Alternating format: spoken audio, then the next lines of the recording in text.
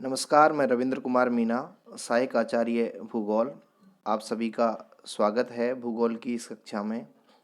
इस कक्षा के अंतर्गत हम विश्व का प्रादेशिक भूगोल पढ़ रहे हैं, जिसके अंतर्गत आज हम अफ्रीकी महाद्वीप की क्लाइमेट अर्थात जलवायु की चर्चा करेंगे। पिछले लेक्चर सीरीज में हमने अफ्रीकी महाद्वीप के भूगर्भिक उच्चावचों की चर्चा की थी, जिसमें हमने देखा था कि अफ्रीका महाद्वीप को, वहाँ के धरातल को मुख्यतः 5 भागों में बांटा गया है। आज हम अफ्रीका महाद्वीप की जलवायु की चर्चा करेंगे यहाँ पे कि कौन कौन से प्रकार की यहाँ पे क्लाइमेट पाई जाती है। ये आपको सामने जो मैप नज़र आ रहा है, इसके अंदर major climate region of Africa, ये अफ्रीका के वो बड़े क्षेत्र हैं जो जलवायु के अनुसार निर्धारित किए गए हैं, जिनमें rainforest, grassland, semi arid and desert. यहाँ पे आप देख रहे हो, ये ग्रीन वाला पार्ट नज़र आ रहा है, रेन फॉरेस्ट है। इसके साथ में यहाँ पे ये वाला जो पार्ट है, ये पार्ट जो है ग्रासलैंड का है। फिर ये वाला जो पार्ट है सहारा का डेजर्ट है, नीचे भी कालाहारी का मरुस्थल है। ये इसके साथ में सेमी एरिड वाला पार्ट भी है जो अर्ध शुष्क प्रदेश है, अर्थात मरुस्थल से थोड़े से कम शुष्क। यहाँ की क्लाइमेट की जब हम चर्चा करें तो मुख्यतः जो अफ्रीका महाद्वीप है उसकी जो क्लाइमेट है उसको निम्न भागों में बांटा गया है। जो भाग आपको नज़र आ रहे हैं कि उष्णकटिबंधीय आर्द्र जलवायु के प्रदेश, सवाना तुल्य जलवायु के प्रदेश, नंबर 3 पे उष्णकटिबंधीय स्टेपी जलवायु के प्रदेश, नंबर 4 पे उष्णकटिबंधीय मरुस्थलीय जलवायु, 5 पे रोम सागरीय जलवायु के प्रदेश और नंबर 6 पे है नम उपोष्ण जलवायु के प्रदेश। क्योंकि यहाँ की क्लाइमेट की जो हम चर्चा करें तो हम जानते हैं कि जो इक्वेटर लाइन है, जो भूमध्य रेखा है, वो इस महाद्वीप के मध्य से गुजरती हुई इस महाद्वीप को 2 बराबर भागों में विभक्त करती है। इसके उत्तर भाग से कर्क रेखा और दक्षिणी भाग से मकर रेखा भी गुजरती है, अर्थात तीनों जो प्रधान अक्षांश हैं, जिसमें इक्वेटर लाइन, कर्क रेखा और मकर रेखा, तीनों इस महाद्वीप से होके गुजर रही हैं। और उसकी वजह से इस महाद्वीप की जो क्लाइमेट है जो अलग प्रकार की है। यहाँ पे बड़ा एक क्षेत्र है जो उष्णकटिबंधीय क्लाइमेट का है। इसके साथ यहाँ पे पर्वतीय और पठारी भाग भी अधिक हैं। यहाँ पे देखिए आप, ये मैप के साथ में जो क्लाइमेट रीजन नज़र आ रहे हैं, जिसमें नंबर 1 पे लिखा हुआ है कि भूमध्य रेखीय जलवायु के प्रदेश। तो ये वाला जो पार्ट है, जो भूमध्य रेखीय जलवायु का प्रदेश है, इसमें दूसरा वाला जो पार्ट है आर्द्र उष्णकटिबंधीय है। इसके साथ में ये जो पार्ट है ये आर्द्र उष्णकटिबंधीय है। नंबर 2 पे है सवाना, यहाँ पे सवाना तुल्य जलवायु है। नंबर 3 पे है उष्ण रेगिस्तान, तो ये सहारा का मरुस्थल है। और ये जो मरुस्थल है कालाहारी का मरुस्थल है। नंबर 4 शीतोष्ण कटिबंधीय आंतरिक क्षेत्रों में पाई जाने वाली क्लाइमेट, तो ये है शीतोष्ण कटिबंधीय आंतरिक क्षेत्रों में पाई जाने वाली क्लाइमेट है। उसके बाद नंबर 5 पे है गर्म शीतोष्ण कटिबंधीय क्लाइमेट, तो नंबर 5 यहाँ पे है, ये गर्म शीतोष्ण कटिबंधीय क्लाइमेट है। और यहाँ देखिए आप, अफ्रीका का दक्षिणी हिस्सा और मेडिटेरियन सी के आसपास वाला ये पार्ट जहाँ पे नंबर 6 लिखा हुआ है, यहाँ पे भूमध्य सागरीय क्लाइमेट पाई जाती है। और जो हायर लैंड है, महाद्वीपीय क्लाइमेट जहाँ होती है, वो ये पार्ट है जहाँ पे एच लिखा हुआ है। तो इस प्रकार से इस महाद्वीप की जो क्लाइमेट है उसके अनुसार अफ्रीका के प्रमुख जलवायु प्रदेश आपको इस मैप के ऊपर नज़र आ रहे हैं। अब हम इनको एक एक करके पढ़ेंगे। सबसे पहले हम जनरली समझें तो भूमध्य रेखा की जब चर्चा होती है तो यह है अफ्रीका महाद्वीप के लगभग मध्य से होकर गुजरती है। उत्तर में कर्क और दक्षिण में मकर रेखा है। इस प्रकार अफ्रीका महाद्वीप का जो अधिकांश भाग है वो उष्णकटिबंध में पड़ता है। उत्तर और दक्षिण के बहुत कम भाग समशीतोष्ण कटिबंध में पड़ते हैं। अतः इसका रीजन क्या हुआ है, फिर इससे एक क्लाइमेट क्या निकल के आई है कि यहाँ वर्ष भर उच्च तापक्रम रहता है, क्योंकि भूमध्य रेखा, कर्क रेखा और मकर रेखा का जो पार्ट है वो पृथ्वी के ऊपर एक ऐसा पार्ट है जहाँ वर्ष भर जो सूरज है उसकी किरणें सीधी चमकती हैं इस पार्ट के ऊपर। तो ये पार्ट हमेशा ही हायर टेम्परेचर वाला होता है, उच्च तापमान वाला होता है, और अफ्रीका में ऊंचे पठार और पर्वतीय भागों में साधारण तापक्रम रहता है। ये सामान्य विशेषता है।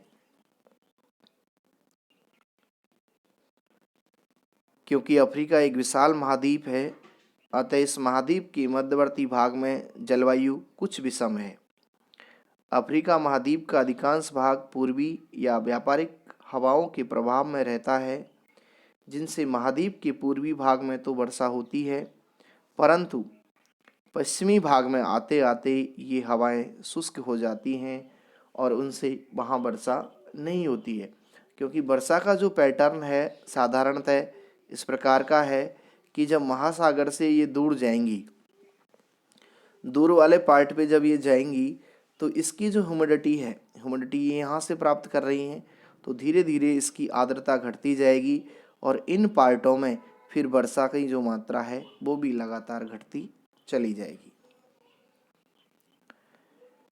अफ्रीका महाद्वीप के पश्चिमी तट पर उत्तर में कैनरी की शीतल धारा बहती है और दक्षिण में बेंगुला की शीतल धारा बहती है, जिसके प्रभाव से अफ्रीका के पश्चिमी भागों का तापक्रम जो है कम रहता है और इन धाराओं के ऊपर बहने वाली पवनें अधिक नमी नहीं ग्रहण कर पाती और वहाँ वर्षा नहीं होती है, जिसके फलस्वरूप यहाँ पे डेजर्ट पाया जाता है।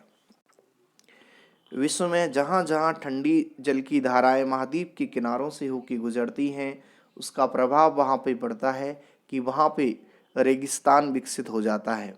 उसके पीछे रीज़न है कि जब तापमान अधिक होगा, बारिश कम होगी तो रेगिस्तान पनपेगा और यहाँ पे ये ठंडी जो धारा है उसकी वजह से जो हवाएं हैं वो आर्द्रता ग्रहण नहीं कर पाती, फलस्वरूप वर्षा की मात्रा कम प्राप्त होती है, जिससे क्या है मरुस्थल का विकास हो गया है।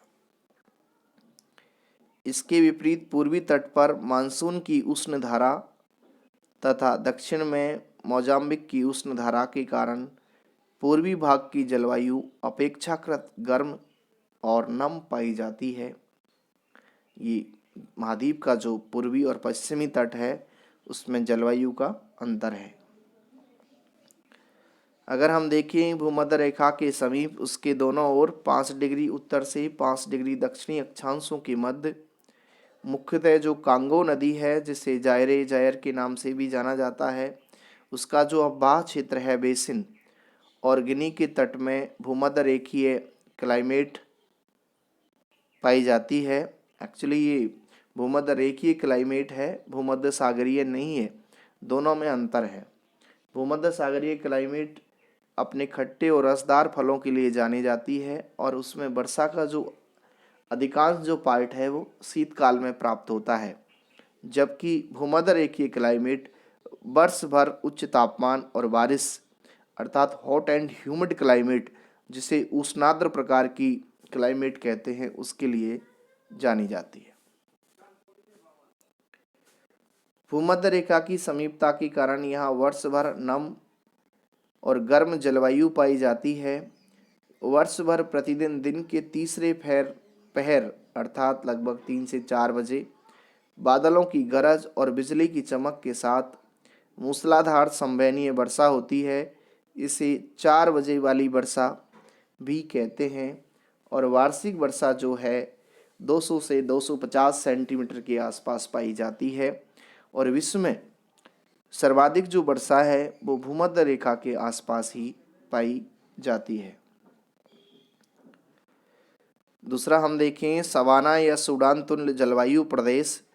तो भूमध्य रेखीय प्रदेश के दोनों ओर उष्ण मरुस्थलीय प्रदेशों के बीच अर्थात 5 से 30 डिग्री अक्षांशों के बीच महाद्वीप के मध्य और पश्चिमी भाग, मध्य में नमी की कमी के कारण बारिश नहीं हो रही है और पश्चिमी हिस्से पे ठंडी जल की धाराओं की वजह से बारिश नहीं हो रही है। इस भाग में गर्मी की ऋतु लंबी एवं नम होती है, परंतु जाड़े में यहाँ पे बहुत ज़्यादा या साधारणतः ठंड पड़ती है और जो वर्षा है वो केवल ग्रीष्म ऋतु में होती है। और इसकी मात्रा की बात करें तो लगभग 75 सेंटीमीटर से कम होती है। जाड़े की ऋतु भी शुष्क है। तो अफ्रीका का जो उत्तर और दक्षिण की दोनों ओर विस्तृत जो प्रदेश हैं उसके अंदर उष्ण मरुस्थलीय क्लाइमेट पाई जाती है। यहाँ वर्ष भर वर्षा होती ही नहीं है, यदि कभी होती भी है तो वो नाम मात्र की होती है। उसके फलस्वरूप यहाँ अफ्रीका में सहारा का मरुस्थल और कालाहारी का मरुस्थल जैसे विशाल मरुस्थल जो 5 से 30 डिग्री अक्षांशों के बीच पाए जाते हैं। उत्तरी मरुस्थल का नाम सहारा है जो संसार का सबसे बड़ा मरुस्थल है और दक्षिण के मरुस्थल का नाम कालाहारी है जो बुशमैन जनजाति के लिए जाना जाता है। गर्मी में यहाँ कड़ाके की गर्मी पड़ती है, जाड़े में साधारणतः ठंड पड़ती है और विश्व के सबसे ऊंचे तापक्रम इन्हीं मरुस्थलों में अंकित किए जाते हैं। वार्षिक और दैनिक तापांतर अधिक होते हैं। वार्षिक वर्षा का जो औसत है वो 25 सेंटीमीटर या उससे भी कम है। मध्य अफ्रीका के पूर्वी भाग में मानसून की क्लाइमेट पाई जाती है जहां गर्मी में वर्षा होती है और जाड़े की ऋतु शुष्क होती है। यहाँ गर्मी में अधिक गर्मी और जाड़े में साधारणतः जाड़ा या सर्दी पड़ती है। तो ये मरुस्थलीय क्लाइमेट। इसके बाद हम देखें तो अफ्रीका के उत्तर और दक्षिणी पश्चिमी तटीय भागों में भूमध्य सागरीय जलवायु पाई जाती है। इस जलवायु की सबसे मुख्य विशेषता है कि यहाँ पछुआ हवाओं से केवल शीतकाल में वर्षा होती है और गर्मी की जो ऋतु है वो शुष्क रहती है। इस प्रदेश में न तो गर्मी में अधिक गर्मी पड़ती है और न ही सर्दी में अधिक सर्दी पड़ती है। वर्ष भर मुख्यतः गर्मी में चमकीली धूप जो है इस भूमध्य सागरीय क्लाइमेट के प्रदेशों में निकलती है। दक्षिण अफ्रीका के पठारी भाग में उष्ण शीतोष्ण महाद्वीपीय क्लाइमेट पाई जाती है। समुद्र से दूर होने की वजह से यहाँ जलवायु विषम और अत्यंत शुष्क है। अफ्रीका के दक्षिण और पूर्वी उच्च भागों में अधिक ऊंचाई के कारण पर्वतीय जलवायु पाई जाती है। यहाँ तापक्रम काफ़ी कम रहता है और वर्षा जो है वो भी अत्यंत कम होती है। तो इस प्रकार हमने यहाँ पे क्लाइमेट देखी है अफ्रीका की। तो उसमें जो मरुस्थलीय क्लाइमेट है वो पनपी है। कम वर्षा की वजह से उसका रीज़न यहाँ दिया हुआ है कि ये मध्यवर्ती भाग हैं और पश्चिमी पार्ट है, जबकि पूर्वी हिस्सों में मानसूनी क्लाइमेट है। मध्यवर्ती जो पठारी भाग है वहाँ पे कॉन्टिनेंटल क्लाइमेट है, महाद्वीपीय क्लाइमेट है और बिल्कुल मध्य भाग जो इक्वेटर लाइन है वहाँ पे भूमध्य रेखीय जलवायु पाई जाती है। और इसके अनुसार ही फिर यहाँ पे अलग अलग प्रकार की जो मिट्टियाँ हैं, वेजिटेशन हैं वो मिलती है, जिनका अध्ययन हम नेक्स्ट वीडियो के अंतर्गत करेंगे। Thank you.